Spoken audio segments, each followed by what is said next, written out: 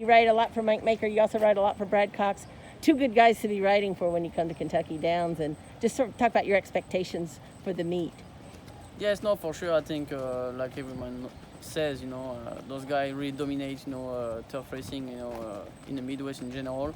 And especially Mike, is really pointing for Kentucky Down. He's really shooting and trying to find the best horses over there to run. And he doesn't mind, not running some of premium track to keep those horses fresh for Kentucky Downs. You're riding Arklow. You were on him when he worked on the turf the other day. Yes, I know. I breezed him multiple times.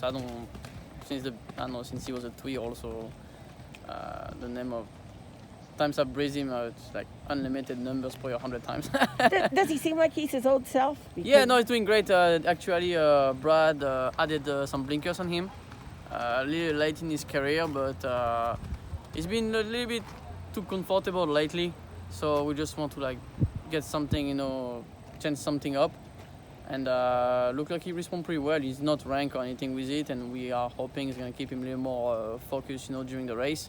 He has a tendency of getting a little too comfortable and getting a little bit lazy. So hopefully he's going to sharp him up a little bit and be ready to run a big one over there at Kentucky Down. Now, opening day, you do ride for Mike Maker Parlor, yes, who just gets beat a zap in the Maker's Mark Mile Grade 1 race at Keeneland in his last start. And before that, ran a big race, won third here in the Wise Dan. Talk about Parlor. He loves the track. I mean, this will be his 5th time racing at Kentucky Downs. Yeah, exactly. I don't think the track's going to be a prime for him. Parlor has only one thing. He doesn't win very often, He kind of like to pull it on the brakes a little bit. He's a tricky horse to ride. Sometimes he comes look like he's going to win the race, easily, and sometimes he just doesn't feel taking his picture. So he just pull himself steps up. But off of his race last time at Keeneland, I think he should be very tough in the race. Just a question, how to walk a trip, from the outside post, and see how he responds to the track also. And you ride a very interesting horse, Indy Tourist, for Mike Maker in the opening day Juvenile, who is his last start won at Indiana Grand by 15 3/4 lengths. So have you worked the horse? I've seen him run. I watched the video when he broke his maiden, impressively at Indiana Grand.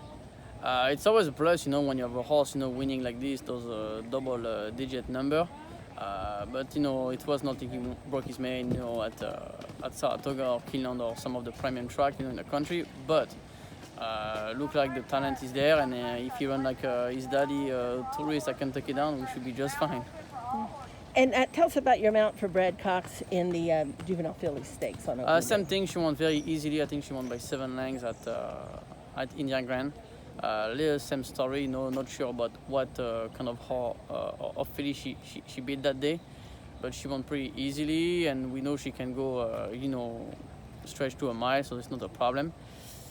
Just a question, either she's good enough or not.